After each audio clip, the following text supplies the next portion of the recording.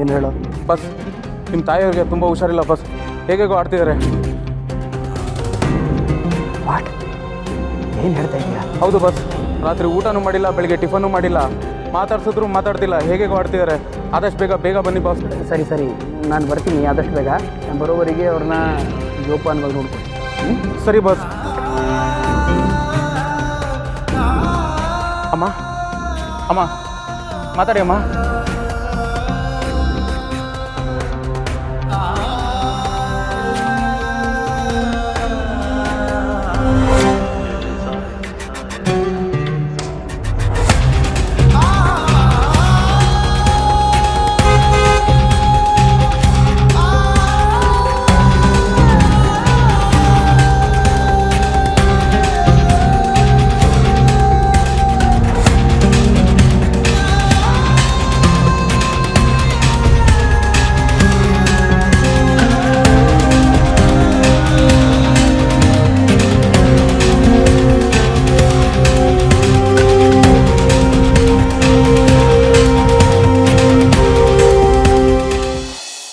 ಹೌದಾ, ಹಾಗಂತ ಹೇಳಿದ್ರಂತ.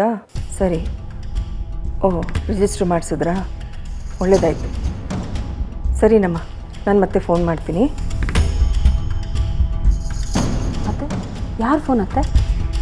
ಚೆಲ್ವಿ ಫೋನ್ ಮಾಡಿದ್ಲು ವೀಣಾ. ಅವ್ರ ಅಮ್ಮನ ಆಸ್ಪತ್ರೆಗೆ ಕರ್ಕೊಂಡು ಹೋಗಿದ್ರಂತಲ್ಲ, ಡಾಕ್ಟ್ರು ಚೆಕಪ್ ಮಾಡಿ ಯಾವುದೋ ವೈರಲ್ ಇನ್ಫೆಕ್ಷನಿಂದ ಈ ಥರ ಕಣ್ಣು ಹೋಗಿದೆ, ಆಗಲೇ ತೋರಿಸ್ಬಿಟ್ಟಿದ್ದಿದ್ರೆ ಇಷ್ಟೊಂದು ಸಮಸ್ಯೆನೇ ಆಗ್ತಿರ್ಲಿಲ್ಲ ಅಂತ ಹೇಳಿದ್ರಂತೆ.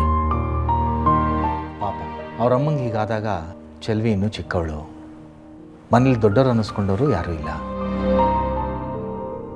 ಅವಳಿಗೆ ಏನು ಗೊತ್ತಾಗುತ್ತೆ? ಅಷ್ಟು ಚಿಕ್ಕ ವಯಸ್ಸಿಗೆ ಅವಳೇ ದುಡ್ದು ಅವಳೇ ಮನೆ ನಿಭಾಯಿಸುವಂಥ ಪರಿಸ್ಥಿತಿ ಬಂದ್ಬಿಟ್ಟಿದೆ. ಇವೆಲ್ಲ ಗೊತ್ತಾಗಿರಲ್ಲ ಪಾಪ ಅವಳಿಗೆ. ಈಗ ಏನಂತೆ ಅತ್ತೆ? ಚೆಲ್ವಿ ಅವ್ರ ತಾಯಿಗೆ ಮತ್ತೆ ದೃಷ್ಟಿ ವಾಪಸ್ ಬರುತ್ತಂತೆ. ಆದರೆ ರಿಜಿಸ್ಟ್ರ್ ಮಾಡಿಬಿಟ್ಟು ಹೋಗಿರಿ, ಯಾರಾದರೂ ದಾನಿಗಳು ಬಂದರೆ ನಾವು ನಿಮಗೆ ತಿಳಿಸ್ತೀವಿ ಅಂತ ಹೇಳಿದಾರಂತೆ.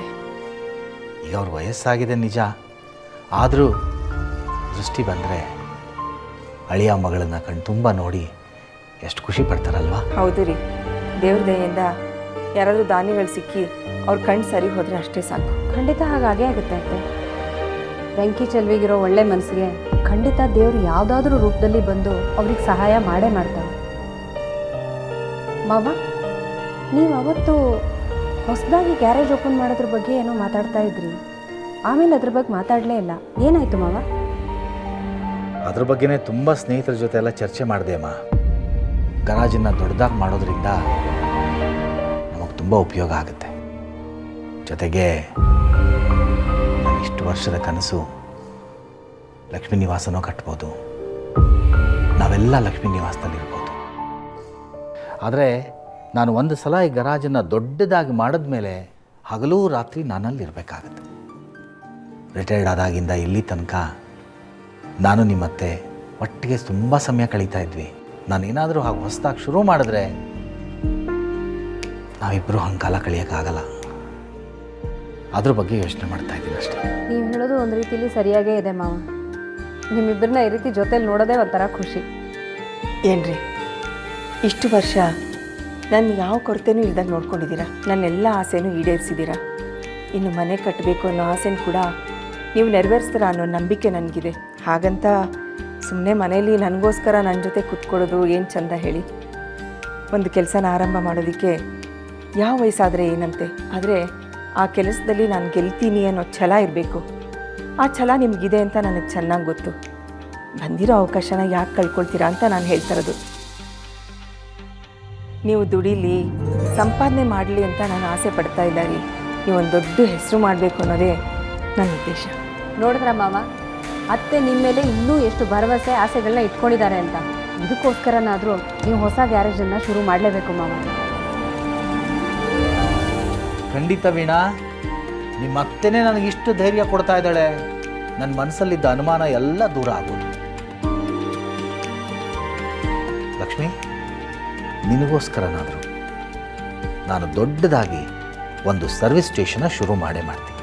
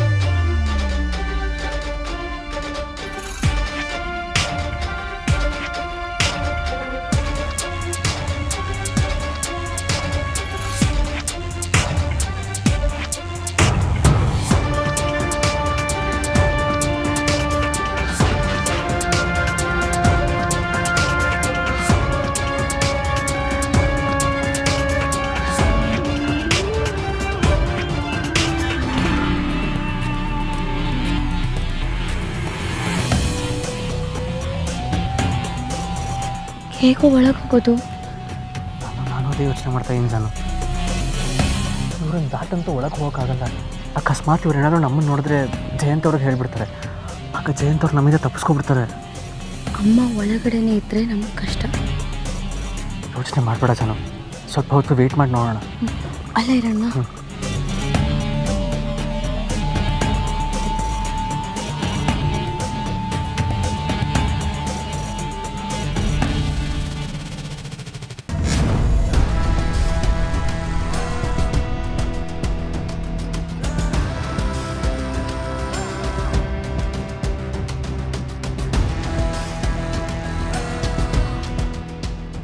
ಮದರ್ ಇಂಡಿಯಾ,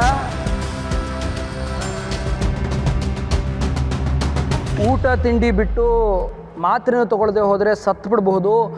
ಸತ್ತು ಬಿಟ್ಟರೆ ಈ ಜಯಂತನಿಂದ ತಪ್ಪಿಸ್ಕೊಂಡು ಬಿಡ್ಬೋದು ಅಂತ ಅಂದ್ಕೊಂಡಿದೀಯಾ? ಅದು ಅಷ್ಟು ಸುಲಭವಾಗಿ ಸಾಧ್ಯ ಇಲ್ಲ.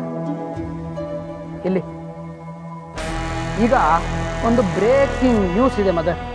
ಆನ್ ನ್ಯೂಸ್ ಇರೋದು ಅರ್ಜುನನ ಬಗ್ಗೆ. ಆನ್ಲಿಲ್ಲ ಅಂದರೆ ನ್ಯೂಸ್ ಹೇಳಲ್ಲ. Very good. ನಿನ್ನ ಮಗ ಸುಪುತ್ರ ವಂಶೋದ್ಧಾರಕ ಈಗ ನನ್ನ ಮನೆಯಲ್ಲೇ ಇದೆ.